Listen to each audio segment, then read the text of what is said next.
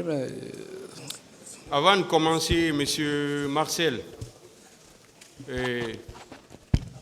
est-ce que, s'il vous plaît, faites vite.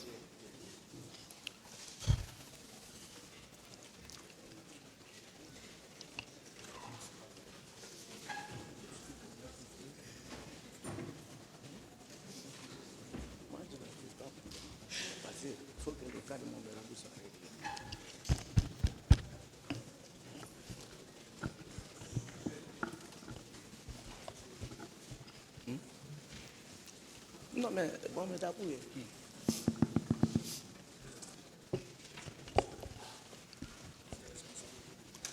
Voilà, et s'il vous plaît,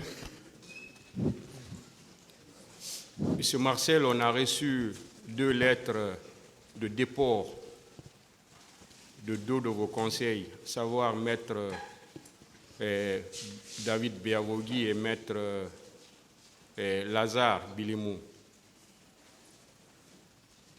et une lettre de constitution de Maître Camara Abou.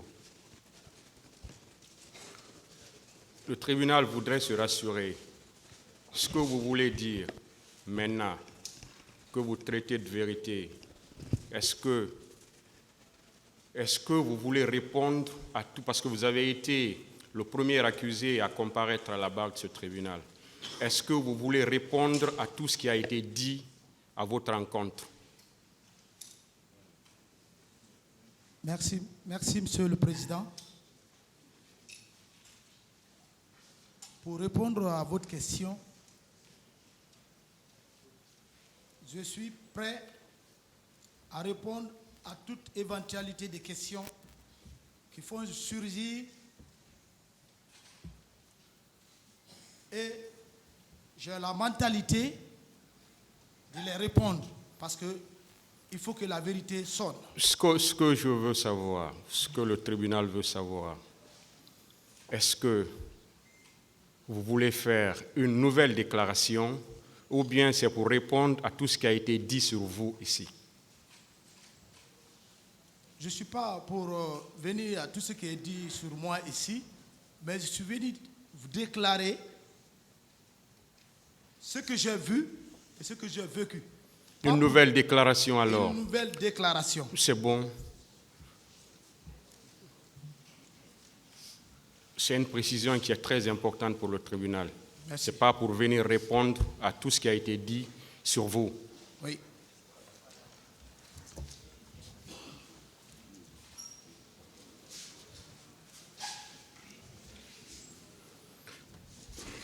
Alors, vous avez la parole. Monsieur le Président. Oui, vous voulez parler. Avec la permission du tribunal, nous voudrions que la question de l'avocat soit d'abord réglée, parce que Maître Abou est déjà l'avocat de Paul Mansa. Il y a un problème de conflit d'intérêts. Il ne peut pas se constituer préalablement dans telle procédure sans nous tenir au courant. Comme je vous ai dit, je ne vais pas faire comme les 2 autres confrères pour lâcher, parce que ça fait 13 ans, moi je mène avec M. Marcel.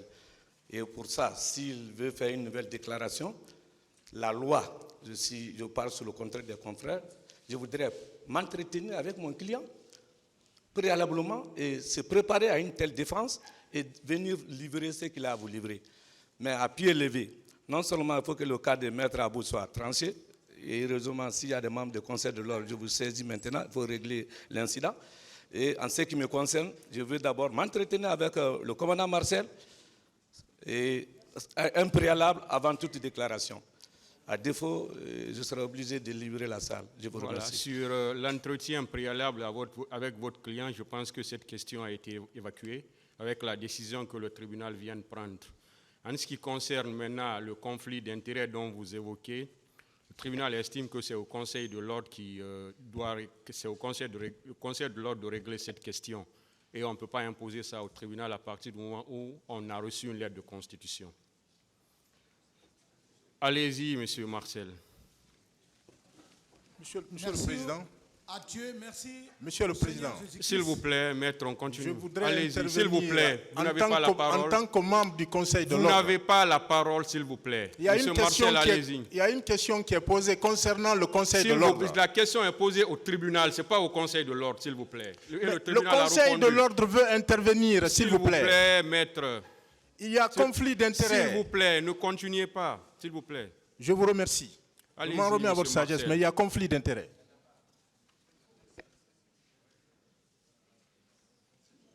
Allez-y. Je voudrais m'adresser à Maître Breté. Je voudrais m'adresser à Maître Breté, qu'il sache qu'il doit être dans la salle. Il ne doit pas partir. Il doit être dans la salle.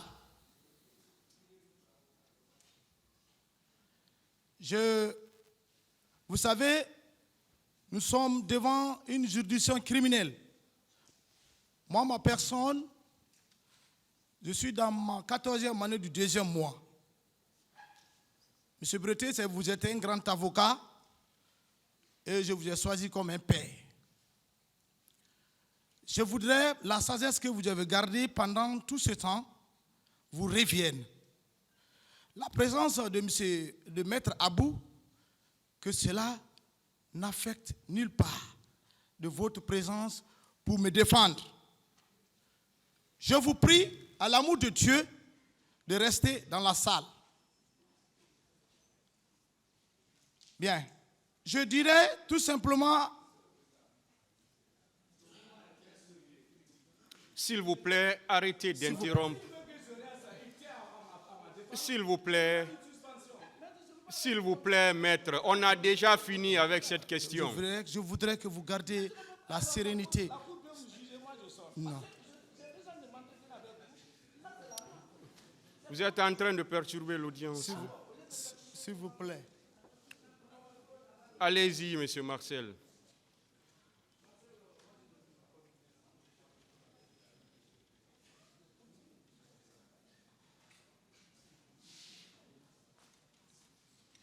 Ainsi va la vie.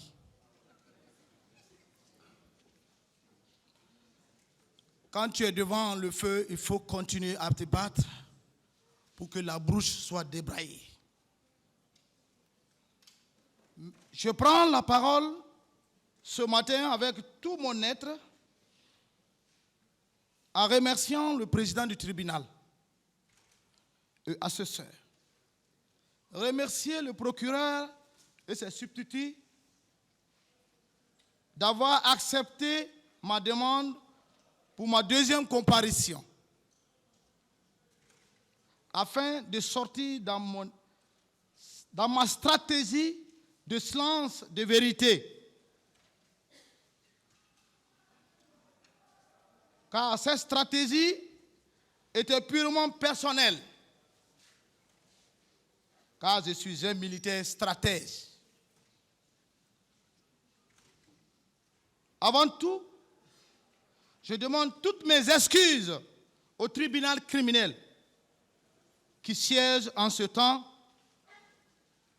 Cette excuse est élargie aux avocats de la partie civile et de la défense, tout particulièrement à mes avocats de n'avoir pas montré et dit ma stratégie pour la manifestation de la vérité. Cette stratégie est purement militaire, qui est la stratégie qui est le triangle, pointe en avant, base en arrière. Car c'est le terrain qui commande le combattant. Je demande excuse au peuple digne de Guinée de mon silence que d'autres ont profité pour me peindre en noir. Et pourtant, je suis blanc. Je sais que vous allez me comprendre dans le développement de mes déclarations tout à l'heure, je sais que aussi, vous avez déjà accepté mon excuse, car nous sommes tous Guinéens et Guinéennes. Mais il fallait cette stratégie de ma part qui m'a permis de vivre aujourd'hui et aussi à connaître le vrai visage de chacun pour que la vérité sonne sans hésitation pour le bien-être de l'histoire de notre beau pays, la Guinée.